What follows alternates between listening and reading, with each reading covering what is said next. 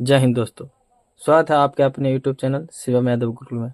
आज आप लोगों के लिए लेकर आए हैं 10th क्लास के प्रकाश, परावर्तन एवं अपवर्तन। पढ़िएगा मन लगा करके। अभी आप लोगों को जो है प्रकाश के पूरा चैप्टर का परिभाषित आप लोगों के सामने करने वाला। पढ़िएगा मन लगा करके, 10th में अच्छे नंबर लाइएगा। चलिएगा प्रकाश चलते हैं हम लोग। यहाँ से आप लोग नोट बनाते चलिएगा। प्रकाश एक प्रकार की ऊर्जा है। प्रकाश जो है एक प्रकार की क्या है, तो ऊर्जा है जो विद्युत चुम्बकीय तरंग के में संचालित होती है, जो विद्युत चुम्बकीय तरंग के रूप में संचालित होता है। प्रकाश भी, प्रकाश से तात्पर्य विद्युत चुम्बकीय स्पेक्ट्रम के 400 से 700 नैनो तरंगदैर्घ्य पारस वाले दृश्य प्रकाश तरंगों से है। चलिए नीचे चलेंगे। उसके नीचे करा जीवधारियों की आँखें प्रकाश के प्रति संवेदनशील होती है। सभी जो जीवधारी है उसका जो आँखें होती है वह प्रकाश के प्रति संवेदनशील होती है, क्योंकि जिसका उसको भी पता चलता होगा और उसकी उपस्थिति में ही वस्तुओं को देख पाती है। आँख से ही वह देख सकते हैं और प्रकाश के अनुभव से किसी वस्तुओं पर प्रकाश पड़ती है और वह फिर पुनः हमारे आंखों में आती है, तभी हम उसी को देख पाते हैं। चलिएगा उसके नीचे, जब किसी वस्तु पर प्रकाश किरणें पड़ती है, आपतित होती है, आपतित है, तो वे उस वस्तु से टकराकर आंखों परिवर्तित होती है। अभी बोलें कि आंखों पर आकर के किसी वस्तु को देखते हैं तो वह हमारे उस वस्तु के जो रिफ्लेक्टेड हो करके फिर हमारे आँखों तक पहुंचता है, तब उसका चित्र हमारे आँखों में बनता है और दिमाग में बनता है और आँखों के पीछे के उस वस्तु का प्रतिबिंब बनता है आँख के पीछे। चलिए, जिससे व्यक्ति संबंधित वस्तुओं को देख पाता है। प्रकाश की प्राकृतिक नेचुरल और उसके गुणों के अध्ययन से संबंधित विज्ञान को प्रकाशिकी कहा जाता है। इसी को कहा जाता है प्रकाश। तो आप लोग आगे देखिएगा, इधर चलेंगे। प्रकाश के किरणों के प्रकार देखिएगा। समानांतर किरण ऐसी किरण है जो वह एक ऐसी किरण है जो समानांतर रेखा में गमन करती है। समानांतर रेखा कहे के मतलब एक सीधी रेखा में इस तरीक़ा से देखिएगा, एक दूसरे को नहीं काटेगा, एक दूसरे को कभी नहीं काटेगा। इसे क्या कहेंगे, तो समानांतर रेखा कहेंगे। चलेगा, दूसरा में कह रहा बिंदुओं पर परस्पर समान दूर होनी चाहिए। कह रहा जो बिंदुओं होना चाहिए उसका परस्पर समान दूरी होना चाहिए। यही समानांतर रेखा देख लीजिएगा, दोनों जो तीनों रेखाएं हैं वह किसी को नहीं काटेगा, पर होती है समानांतर किरणें कहलाती हैं। चलेगा, उसके नीचे अभिसारी किरणें आप लोग के 10th क्लास में पूछता है। तो अभिसारी किरणें क्या है, तो ऐसे किरणें जो किसी स्रोत से निकल कर जैसे देखिएगा, स्रोत के मतलब ये हो जाएगा, स्रोत ये जो सूर्य है क्या है, सूर्य है, किसी स्रोत से निकलकर एक बिंदु पर आकर मिल जाती है। ये स्रोत है और किधर से आकर के ये इसी पर आकर के मिलता है। कहाँ पर, किसी एक बिंदु पर आकर के मिलता है, उसे क्या कहते हैं, तो अभिसारी किरणें कहते हैं। तो इस बात को आप लोग याद रखिएगा। अभिसारी किरणें देखिएगा, यहाँ से ये इधर से इधर निकल करके कहाँ जा रहा है, इस बिंदु पर जा करके मिल रहा है। किसी भी दूसरा जगह से आकर के किसी एक बिंदु पर आकर के मिले प्रकाश की किरणें, तो उसे कहते हैं क्या चाहिए, अभिसारी किरणें कहते हैं। चलेगा, उसके नीचे चलेंगे। अपसारी किरणें, अपसारी क्या कहेगा, तो अपसारी कहेगा कि किसी बिंदु से निकल करके देखिएगा, किसी स्रोत से निकल करके ऐसी किरणें जिन्हें विस्तार विभिन्न दिशाओं डायरेक्शन में होता है, अभिसारी किरणें कहलाते हैं। किसी जैसे सूर्य को देख लीजिए, वह निकलता है उसका प्रकाश और विभिन्न स्रोतों माने विभिन्न जगहों पर वह जाता है, उसी को क्या कहते हैं, तो उसी को कहते हैं अभिसारी किरणें कहते हैं। चलिएगा, उसके नीचे चलेंगे। इधर आप लोग को पाठ करना ही है। चलिए यहाँ चलेंगे। प्रकाश के गुण, प्रकाश के क्या क्या गुण होता है जो पढ़ लेते हैं, ये भी आप लोगों को क्वेश्चन में पूछा जाता है। चलेंगे, कह रहा है प्रकाश एक सरल रेखा में गमन करती है। सरल रेखा मतलब सीधे में गमन करती है। प्रकाश के इस गुण के कारण सूर्य ग्रहण जो है इसी गुण के कारण लगता है। किस कारण के गुण के कारण, तो गतिमान होने के कारण ही लगता है। चलेगा, एवं चंद्र ग्रहण घटनाएं होती है। ये जो है भौगोलिक घटनाएं है। सूर्य और चंद्र ग्रहण को लगना क्या है, भौगोलिक घटना है। इस बात को याद रखिएगा, आप लोग पूछेगा 10th क्लास में। प्रकाश एक तरंगदैर्घ्य है। प्रकाश जो है एक क्या है, तो तरंगदैर्घ्य है तथा कण के दोहरी प्राकृतिक प्रदर्शित करता है। नीचे चलेंगे। विद्युत चुम्बकीय तरंगे होने के कारण प्रकाश बिना किसी माध्य, देखिएगा माध्य के भी गति कर सकती है। प्रकाश जो है बिना किसी भी चुंबकीय तरंगे के कारण ही, मतलब चुंबकीय तरंग के कारण ही वे किसी माध्यम में वह गमन कर सकती है। एक माध्यम से दूसरे माध्यम में गति करने पर प्रकाश की चाल एवं तरंगदैर्घ्य परिवर्तन हो जाता है। कह रहा किसी भी दूसरे में, जैसे में समझेगा निर्वात, कांच, जल, इसी तीन में ही चलते हैं। और रॉक नॉलियन इस वन में चलता है, तो अलग अलग उसका प्रकाश की चाल होता है। जैसे पानी में गमन करेगा प्रकाश, तो वह किस तरह की कैसे चलेगा, तो यही चीज़ है। उसका प्रकाश की चाल क्या होगा, उसकी आवृत्ति जो होगा अपरिवर्तित रहती है।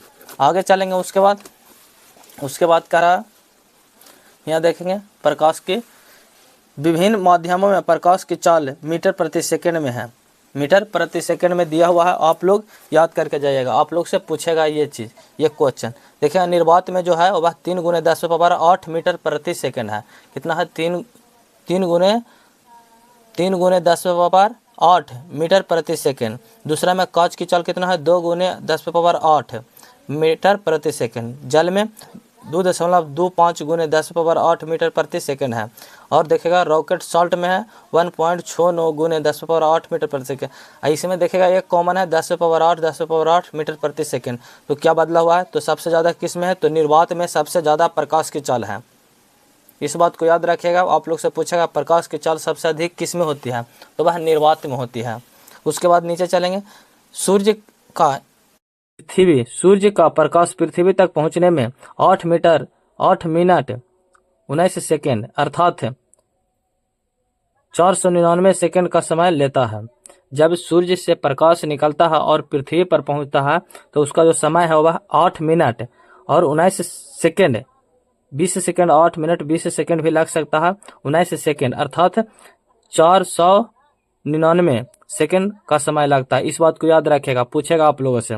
जब चंद्रमा से पृथ्वी तक प्रकाश के आने में, कहां से, चंद्रमा से पृथ्वी तक के आने में वह लगता है 1.8 सेकेंड का समय लगता है।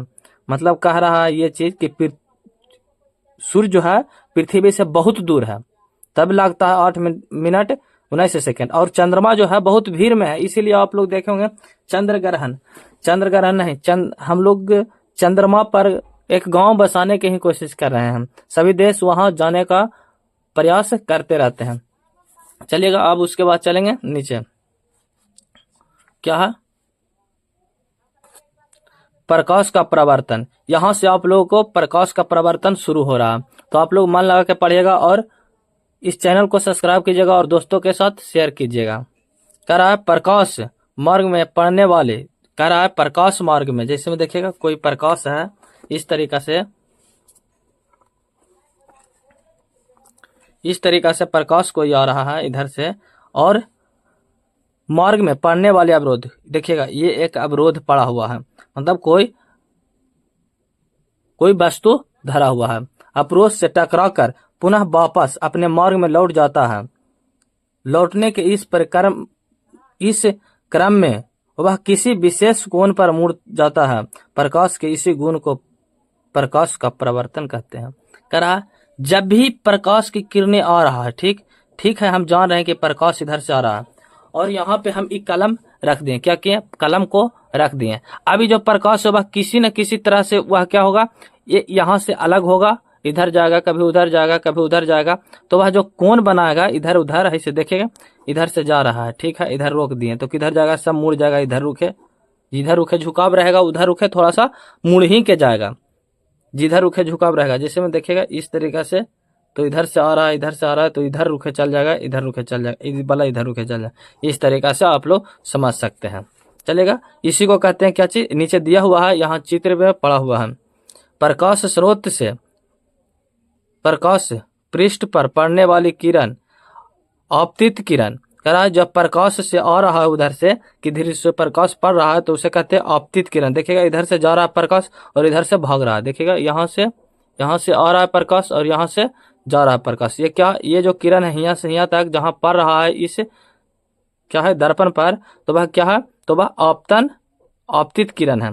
देखिए वही चीज यहाँ पर बोल रहा है कि प्रकाश स्रोत से परावर्तक पृष्ठ पर, परावर्तक जहां से वह मुड़ता है, पड़ने वाली आपतित किरण कहलाती है। आपतित किरण कहते हैं जब दर्पण के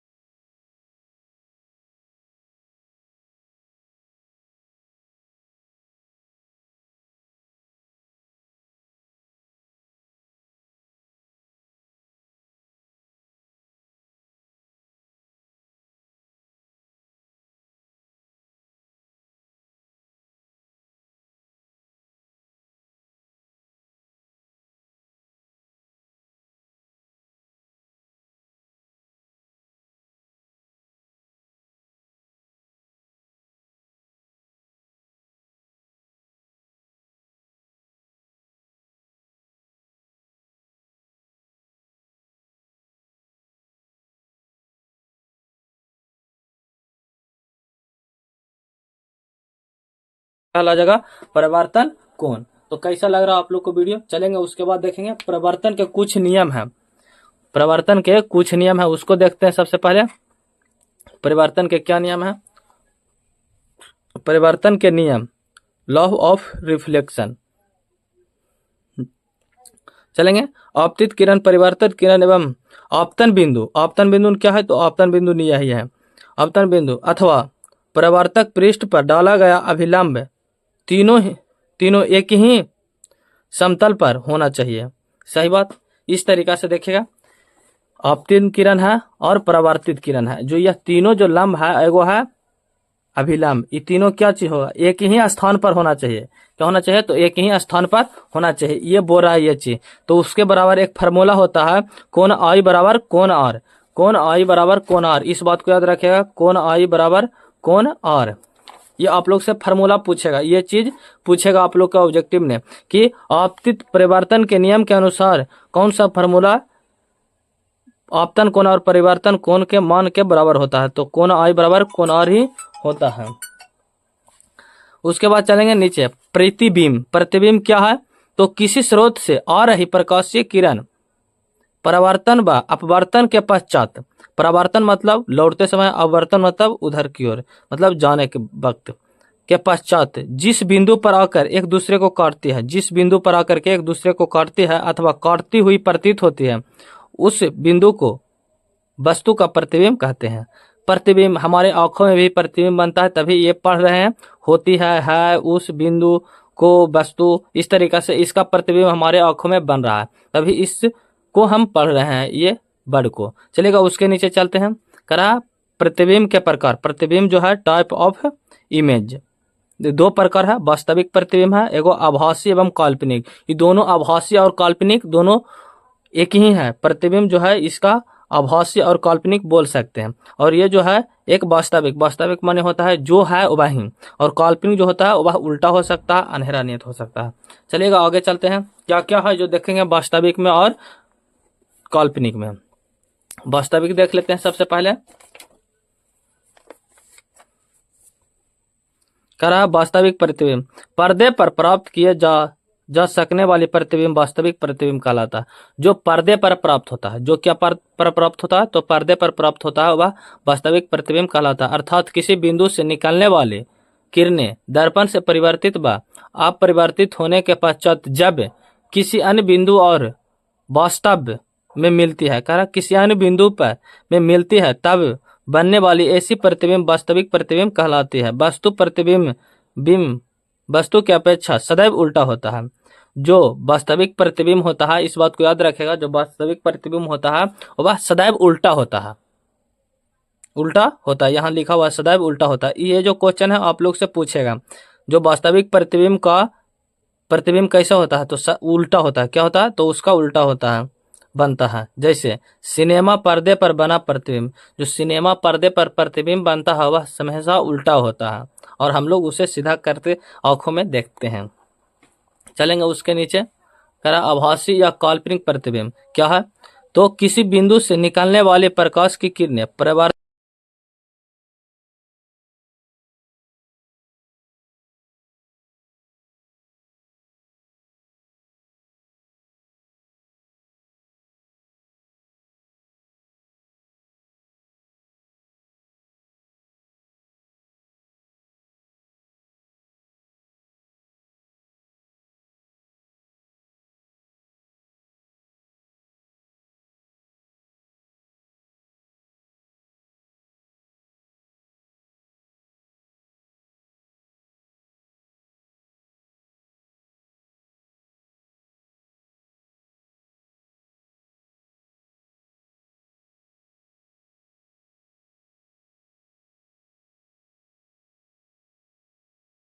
हुआ है, फिर भी हम पढ़ा रहे हैं इस तरीका से सेटअप कुछ करके। अगर बोर्ड पर पढ़ाते, डिजिटल बोर्ड नहीं है कि उस पर हम पढ़ाएंगे, तो आप लोग तर अच्छा वीडियो जाएगा। एक सिंपल मीडियम वर्ग से हम बिलोंग करते हैं, इसीलिए आप लोगों को ऐसा बुक से ही पढ़ा रहे हैं, तो आप लोग यही पढ़िएगा। और जो जिसको पढ़ना होता है वह किसी भी हाल में चाहे जैसे भी हो, शिक्षा कैसे भी मिले, ग्रहण कर लेना ही चाहिए। तो आप लोग एक बार पढ़ लिख के देखिएगा कैसा लगता है हमारा वीडियो। जो चैनल को सब्सक्राइब करना ना भूलिएगा। चलिएगा, दर्पण क्या है? दर्पण जिसे मिरर कहते हैं। दर्पण आखिर है क्या? जो ऐनक हम लोग देखते हैं, ऐनक वह क्या है, तो दर्पण का ही काम करता है। करा दर्पण कांच का ही एक भाग होता है। कांच का है तो ऐनक की तरह, जिसकी एक सतह चिकनी और दूसरी सतह परावर्तक व पॉलिश की होती है। देखिएगा, जब आप लोग ऐनक देखते होंगे तो एक दाने चिकना होता है और एक दाने क्या होता है, किसी रंग से रंगा हुआ रहता है। एक उत्तल दर्पण पर प्रकाश आपतित करने पर उसे अधिक प्रकाश का परिवर्तन होना चाहिए। चलिएगा, इसको फिर से पढ़ते हैं। दर्पण कांच का एक ही भाग होता है, जिसकी एक सतह चिकनी तथा दूसरी सतह परावर्तक अर्थात पॉलिश की हुई होती है। एक उत्तल दर्पण पर प्रकाश आपतित करने पर उससे अधिकतम प्रकाश की परावर्तन होना चाहिए। जब हम किसी उत्तल दर्पण पर प्रकाश को आपतित करते हैं तो उससे अधिकतम प्रकाश का परिवर्तन होना चाहिए, होता है। इस तरीका से बोल रहा है। उसके बाद चलेंगे नीचे। दर्पण के प्रकार क्या है? दर्पण के प्रकार समतल दर्पण, प्लेन मिरर है, गोलीय दर्पण है, स्फेरिकल मिरर। दर्पण के प्रकार कितने हैं? तो दो ही दर्पण के प्रकार है। एक है समतल दर्पण जो ऐनक है, और गोलीय दर्पण के दो प्रकार है। एक है उत्तल दर्पण और एक है अवतल दर्पण। तो उत्तल दर्पण क्या है, अवतल दर्पण क्या है, उसको नीचे हम लोग देखते हैं कैसे उत्तल दर्पण पहचानेंगे और कैसे हम अवतल दर्पण को पहचानेंगे। उसके नीचे चलते हैं। सबसे पहले समतल दर्पण पढ़ लेते हैं, फिर उसके बाद उत्तल दर्पण और अवतल दर्पण को पढ़ेंगे। समतल दर्पण क्या करा? यदि प्रवर्तक पृष्ठ अथवा सतह समतल प्लेन हो तो इस समतल दर्पण कहा जाता है। किसी को कह रहा है प्रवर्तक पृष्ठ अथवा सतह समतल हो, मतलब प्लेन हो, चिकना हो, उसे क्या कहते हैं? समतल दर्पण कहा जाता है। जिस दर्पण की दूसरी तरह पर चांदी अथवा पारे का लेप किया हुआ हो, उसको भी क्या कहते हैं? तो उसे क्या कहते हैं? तो उसे समतल दर्पण कहते हैं। नीचे चलेंगे। समतल दर्पण द्वारा बने प्रतिबिंब के गुण धर्म। जो समतल द्वारा बना प्रतिबिंब होता है उसका गुण धर्म क्या क्या है? कह रहा है समतल दर्पण द्वारा प्राप्त प्रतिबिंब सदैव आभासी होता है। क्या होता है? आभासी। आभासी मतलब अभी पढ़ाए हैं, जब भी आभासी रह जाएगा तो वह क्या हो जाएगा? तो वह हो जाएगा काल्पनिक होता है और सीधा होता है। आभासी और सीधा होता है। समतल दर्पण द्वारा बने प्रतिबिंब का आकार मूल वस्तु के आकार के बराबर होता है। मूल वस्तु के बराबर के आकार के बराबर होता है। जितना वो वस्तु है उतना ही वो दिखाता है, ना कि उससे ज्यादा दिखाता है। चलेंगे हम यहाँ चलेंगे। उसके बाद इसको यहाँ, जब आप लोग को अच्छे तरीके से जना रहा है, जब कोई व्यक्ति समतल दर्पण की ओर भी वेग से गतिमान होता है उस दर्पण में अपना प्रतिबिंब 2v वेग से गति करता हुआ प्रतीत होता है। किसी को अगर भी वेग से मतलब कस के इस तरीका से भागना है तो वह क्या हो जाएगा, वह चलेगा इस तरीका से, लेकिन वहां दिखाएगा आगे तक, मैंने भी वेग से गति करता हुआ प्रतीत होता है। चलेंगे, समतल दर्पण में किसी वस्तु का पूरा प्रतिबिंब देखने के लिए उस वस्तु की सीधा आधी ऊंचाई का दर्पण उपयोग में लाना पड़ता है। अगर किसी वस्तु को पूरा दिखना पड़ता है, अगर कुछ पूरा को दिखाना है, जैसे हम ही खड़े हो जाएंगे किसी आईना के सामने, तो उस हमारा प्रतिबिंब उसमें कैसे पूरा बनेगा, ना बनेगा। तो वह कह रहा है समतल दर्पण में किसी वस्तु का पूरा प्रतिबिंब देखने के लिए उस वस्तु की आधी ऊंचाई मतलब आधा ऊंचाई का दर्पण उपयोग में लाना पड़ता है। समतल दर्पण के सामने रखी हुई, इससे क्वेश्चन नहीं पूछेगा, समतल दर्पण से हुई वस्तु का प्रतिबिंब में वस्तु का दायां भाग बाईं ओर तथा बायां भाग दाईं ओर दिखाई पड़ता है। ये कह रहा है किसी वस्तु, जैसे हम किसी ऐनक को देख रहे हैं, देखिएगा ये एक ऐनक है, अगर इसमें हम देखेंगे तो हमारा चित्र जो कौन इधर हम खड़े इस तरीका से देखिएगा, इस तरीका से इधर है दायां, क्या है दायां, इधर है बायां, तो इसमें जाएगा तो क्या हो जाएगा, इधर हो जाएगा उल्टा देखेगा तो ये सामने नहीं रहेगा कि इधर दायां हो जाएगा और ये बायां हो जाएगा, या हो जाएगा बायां और ये हो जाएगा दायां, इस तरीका से होता है। तो आप लोग समझिएगा थोड़ा सा, यहाँ पे उल्टा होता है। जैसे देखिएगा आप लोग जब बाल झाड़ते होंगे ऐनक में तो कौन छू करके देखिएगा कि दाहिना कौन कौन है, बामा कौन कौन, समझे में थोड़ा सा चकित हो जाइएगा। तो आप लोग जा करके देख सकते हैं। देखिएगा कहाँ पढ़ रहे थे, यहाँ समतल दर्पण में रखी गई वस्तु का प्रतिबिंब में वस्तु का दायां भाग बाईं की ओर और बायां भाग दाएं की ओर दिखाई पड़ता है, इसे पार्श्व परिवर्तन प्रतिबिंब कहते हैं। देखिए ये जो क्वेश्चन है आप लोगों को रीजनिंग में पूछता है, रीजनिंग एक आगे चैप्टर है उसमें भी इससे क्वेश्चन पूछा जाता है समतल दर्पण द्वारा। उसके बाद चलेंगे नीचे, कहा समतल दर्पण का उपयोग। समतल दर्पण का उपयोग हम कहाँ कहाँ करते हैं उसके बारे में देखते हैं।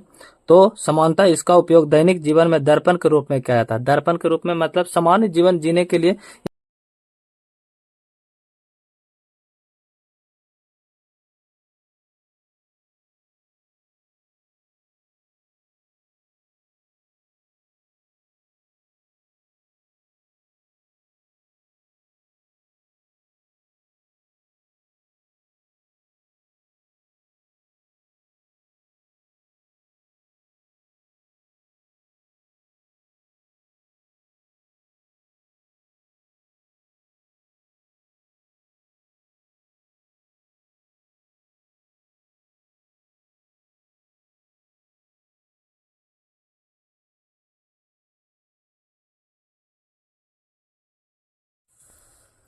जब कोई व्यक्ति समतल दर्पण की ओर भी वेग से गतिमान होता है उस दर्पण में अपना प्रतिबिंब 2 वेग से प्राप्त गति करता प्रतीत होता है। जैसे आप लोग देखिएगा अगर आप लोग 10 किलोमीटर मतलब 10 के स्पीड से आप लोग जा रहे हैं समतल दर्पण में तो वह 20 वेग से प्रतीत होगा, लगता है कि जल्दी पहुंच रहा है हमारे पास, इस तरीका से होता है। चलेगा आगे नीचे देखेंगे, समतल दर्पण में किसी वस्तु का पूरा प्रतिबिंब देखने के लिए उस वस्तु की आधी ऊंचाई का दर्पण उपयोग में लाना पड़ता है। अगर आप लोग के पास ऐनक है तो उससे देख सकते हैं पूरा हमारा शरीर आता है या नहीं आता है। नीचे चलेंगे, समतल दर्पण के सामने रखी हुई वस्तु के प्रतिबिंब में वस्तु का दायां भाग बाईं की ओर मतलब दायां जो है चीज वह बायां दिखाता है और बायां जो है वह दायां दिखाई पड़ता है, इसे पार्श्व परावर्तित प्रतिबिंब कहते हैं। नीचे चलेंगे, समतल दर्पण के उपयोग। समतल दर्पण के कहाँ कहाँ उपयोग होता है जो बता रहा, सामान्यतः इसका उपयोग दैनिक जीवन में दर्पण के रूप में किया जाता है। जैसे हम लोग दर्पण के लिए क्या करते हैं तो उसमें देख करके अपने चेहरा को साफ करते हैं, यही चीज है। नीचे चलेंगे, जाता है समतल दर्पण का उपयोग बहुदर्शी एवं पारदर्शी में किया जाता है।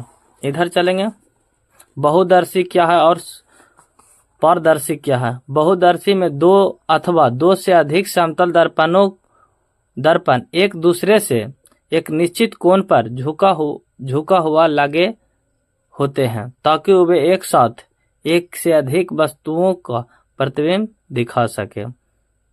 दूसरा में पारदर्शी दृष्टि रेखा देखिएगा से निम्न स्तर अथवा दिशा में स्थित वस्तुओं को देखने के लिए किया जाता है। ये सामान्यतः पनडुब्बियों में पाया जाता है। पारदर्शी दर्पण है वह कहाँ पाया जाता है? तो वह पाया जाता है किसमें उपयोग होता है? तो वह पनडुब्बियों में उपयोग होता है। गोलीय दर्पण को देख लेते हैं।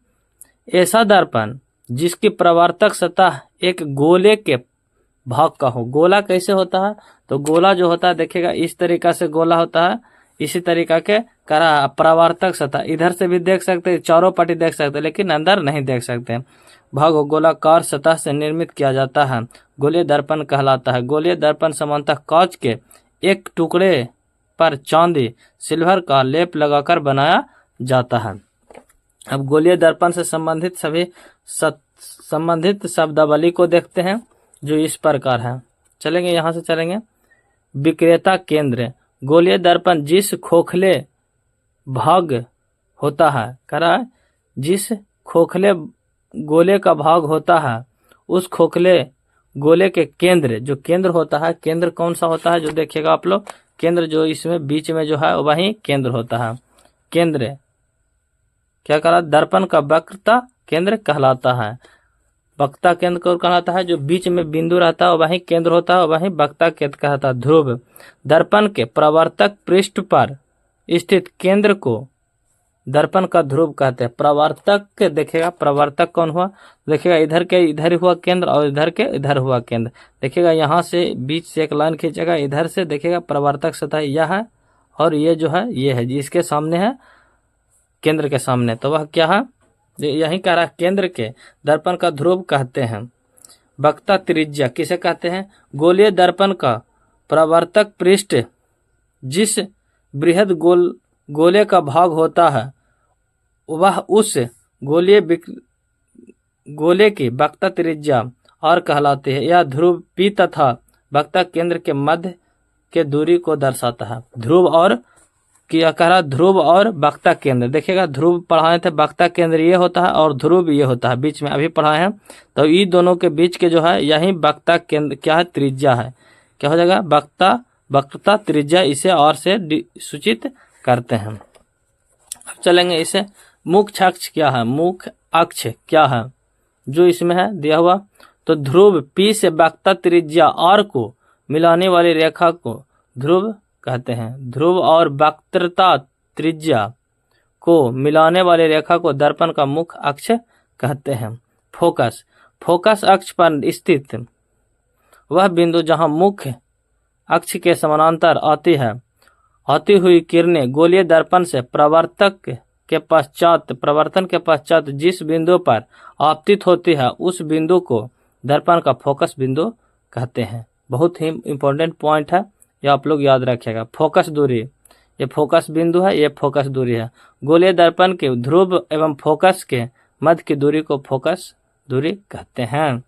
अब आगे चलेंगे, यहाँ से हम पढ़ेंगे उत्तल दर्पण। उत्तल दर्पण क्या है जो पढ़ते हैं?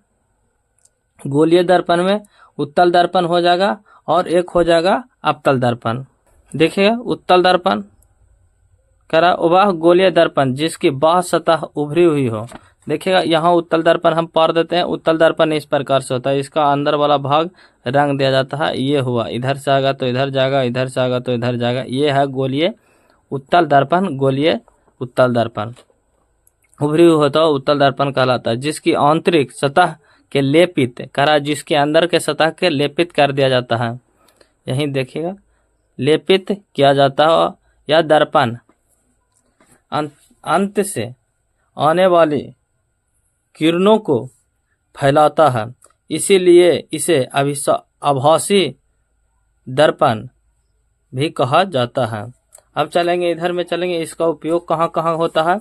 तो उपयोग आप लोग से ऑब्जेक्टिव क्वेश्चन में पूछता है, तो आप लोग ऑब्जेक्टिव क्वेश्चन भी आप लोग इसको देख के जाएंगे। स्कूटर, मोटर कार, बस इत्यादि के पीछे के वाहनों अथवा दृश्य को देखने के लिए प्रयुक्त साइड मिरर अथवा रियर व्यू मिरर के रूप में होता है। कह रहा है जब हम मोटरसाइकिल चलाते हैं और पीछे वाला इंसान या पीछे गाड़ी जो आता है उसको देखने के लिए जिस मिरर का उपयोग होता है वह इसी मिरर का उपयोग होता है, उत्तल दर्पण का ही उपयोग होता है। तो आप लोग इसको याद रखेगा, स्कूटर मोटर कार जो पीछे वाला गाड़ी को देखने के लिए जो होता उपयोग करते हैं वह उत्तल दर्पण हम प्रयोग करते हैं। स्ट्रीम लैंप्स में इसका उपयोग किया जाता है क्योंकि इसका दृष्टि क्षेत्र अत्यधिक विस्तृत होता है। चलेगा, इसका हम देखेंगे पूरा का पूरा किरणें भी देख लेते हैं। देखिएगा चित्र अच्छे तरीके से आप लोग को जना रहा होगा, तो हम देख लेते हैं। आप लोग अच्छे तरीके से इसको पढ़ के जाएगा, एग्जाम देने जब जाइएगा तब एक बार। करा उत्तल दर्पण द्वारा बना प्रतिबिंब का निर्माण, ये आप लोग से पूछेगा ही पूछेगा। कब कौची कहाँ बनता है, तो रेखा देखेगा और एक ए में देखेगा वस्तु की स्थिति। वस्तु अगर अनंत पर रखते हैं, जब वस्तु अनंत पर रखते हैं देखिएगा उत्तल दर्पण में इस तरीका से आप लोग को आप लोग के जो सर हैं वो पढ़ाए होंगे। देखिएगा अगर हम इस तरह से उत्तल दर्पण लेते हैं, अगर वस्तु अनंत पर यहाँ रखते हैं, वस्तु अनंत पर है नहीं केंद्र पर है, कहीं भी नहीं है, तो फोकस जो होगा फोकस पर दर्पण के पीछे, फोकस दर्पण के पीछे बनेगा। कहाँ बनेगा, तो दर्पण के पीछे बनेगा, इधर से आएगा, ठीक है, इधर से आएगा और यहाँ जा करके इधर देखिए रिफ्लेक्ट हो जाएगा, यहाँ से यहाँ की ओर चला जाएगा, इधर से इधर की ओर चला जाएगा और इधर से आ जाएगा, अंदर से आ जाएगा इस तरीका से। और पी फोकस अंदर में बनेगा। देखिए कह रहा फोकस जो होगा पर दर्पण के पीछे बनेगा। दर्पण के कहाँ बनेगा, पीछे। जब दूर से आता है कोई चीज, जब आप गाड़ी को आईना को देखते होंगे साइड मिरर को, तो वह दूर से चीज आने वाली चीज को बहुत अंदर लेके जाके दिखाता है। बहुत अंदर मतलब छोटा सा जाके दिखाई देता होगा।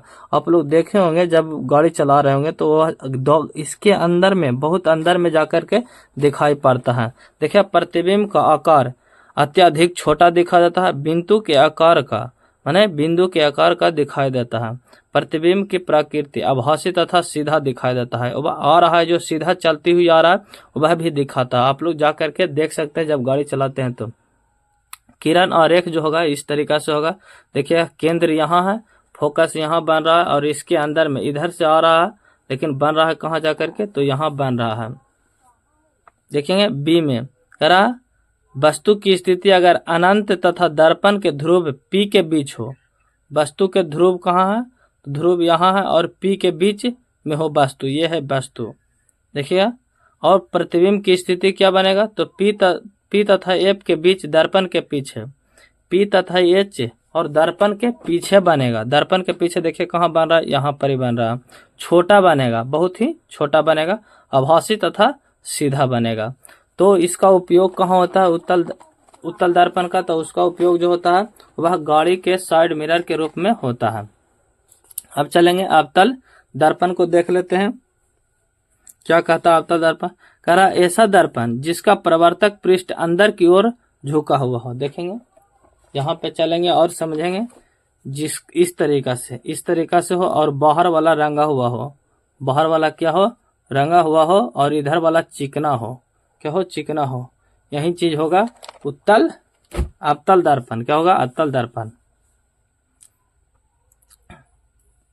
झुका हुआ अथवा वक्रित हो अवतल दर्पण कहलाता है। इसका बाह्य भाग लेपित होता है। इधर चलेंगे। अवतल दर्पण का उपयोग कहाँ कहाँ करते हैं, तो चिकित्सकों द्वारा, मतलब चिकित्सकों मतलब जो डॉक्टर हैं उनके द्वारा रोगियों के नाक, कान, दांत, आँख आदि की जांच के लिए सर्च लाइट, टॉर्च एवं वाहनों की हेडलाइट जिससे प्रकाश निकालता है में सोलर कुकर, जो सोलर कुकर है वह सेविंग दर्पणों मतलब जो देखे होंगे आप लोग, जाते होंगे सैलून में, दर्पण जो रहता है यही दर्पण रहता है। कौन दर्पण, तो अवतल दर्पण रहता है। करा प्रवर्तक दूरी आदि के में अवतल दर्पण का उपयोग होता है।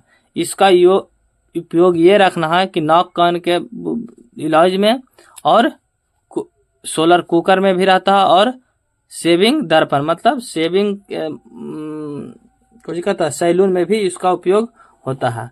अब इसके बाद देखेंगे पूरा का पूरा ब्रह्मांड जो ये है, इससे ज्यादा क्वेश्चन पूछा जाता है।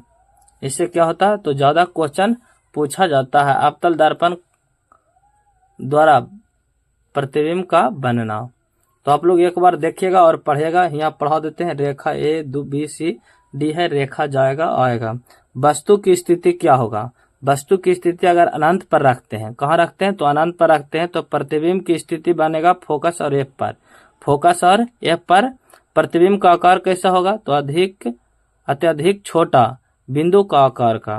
प्रतिबिंब की प्रकृति जो होगा वस्तु एवं उल्टा, वास्तविक एवं उल्टा होगा। इस प्रकार से किरण आरेख देख सकते हैं। देखिएगा अनंत कहाँ है तो अनंत इधर है, अनंत इधर है, और फोकस कहाँ है तो फोकस देखिएगा यहाँ पे है। अत्यधिक छोटा आकार बनेगा, कहाँ बनेगा प्रतिबिंब यहीं पे बनेगा, बहुत ही छोटा बनेगा, देखेंगे छोटा बनेगा, बहुत ही छोटा। फिर उसके बाद वास्तविक एवं उल्टा बनेगा, वास्तविक भी बनेगा और उल्टा भी बनेगा, नीचे की ओर बनेगा। अब चलेंगे बी में, पी से दूरी, माने पी पर अगर रखेंगे कोई वस्तु को तो क्या होगा, एफ तथा सी के बीच बनेगा प्रतिबिंब। एफ तथा सी, एफ कहाँ है तो एफ और सी यहाँ है, और बीच में बनेगा, उल्टा बनेगा, वास्तविक बनेगा और बहुत ही छोटा बनेगा। यहाँ तो छोटा एकदम तनी सुनी बना हुआ देखेगा, और इसमें थोड़ा सा बड़ा बना हुआ। सी में चलेंगे, एफ सी पर रखते हैं, केंद्र पर अगर रखते हैं, अपना वस्तु को केंद्र पर रखते हैं तो प्रतिबिंब की स्थिति केंद्र पर ही बनेगा, समान आकार के बनेगा, जिस तरीका के है उसी तरह के बनेगा, लेकिन वास्तविक और उल्टा बनेगा। देखिएगा ऊपर से बना है और नीचे भी बना है, यही है। ऊपर जो है ये वस्तु है और नीचे प्रतिबिंब आया हुआ है। वस्तु जो है देखिएगा यहाँ से गया है रिफ्लेक्ट होके यहाँ, देखिए यहाँ से गया है यहाँ, फिर एगो गया है यहाँ से यहाँ, देखिए बना है उल्टा। नीचे चलेंगे, डी में चलते हैं, आप लोग को अच्छे तरीके से जना रहा होगा। सी तथा एफ के बीच मतलब केंद्र और फोकस के बीच रखते तो केंद्र से दूर आएगा, जितना सटाएंगे उतना ही दूर जाएगा प्रतिबिंब। वास्तविक तथा उल्टा बनेगा। ई में देखिएगा एफ पर रखते तो अनंत पर बन जाएगा, और अत्यधिक आवर्धन वास्तविक एवं उल्टा मतलब एफ पर रखते हैं तो ज्यादा नजदीक होता। देखिएगा इसमें जो होगा जितना ही नजदीक आप दूर रखिएगा अवतल दर्पण में उतना ही भीड़ में बनेगा, और जितना ही भीड़ में रखेगा उतना ही दूर में बनेगा फोकस। यहाँ चलेगा पी तथा एफ के बीच दर्पण के पीछे बन जाएगा, और आवर्धन बड़ा बनेगा, आभासी तथा सीधा बनेगा। अगर पी तथा एफ मतलब सटा के पूरा रखेंगे, सटा के रखेंगे तो कहाँ बन जाएगा तो पीछे बन जाएगा, दर्पण के पीछे बनेगा, और क्या होगा आवर्धित बड़ा बनेगा और आभासी तथा सीधा बनेगा। तो आज यहीं तक रहने देते हैं, कल इसके बाद हम दर्पण के सूत्र आवर्धन देखेंगे और इसके बाद पढ़ेंगे लेंस को भी। तो आप लोग शेयर कीजिएगा दोस्तों के साथ और चैनल को सब्सक्राइब करना ना भूलिएगा। जय हिंद, जय भारत।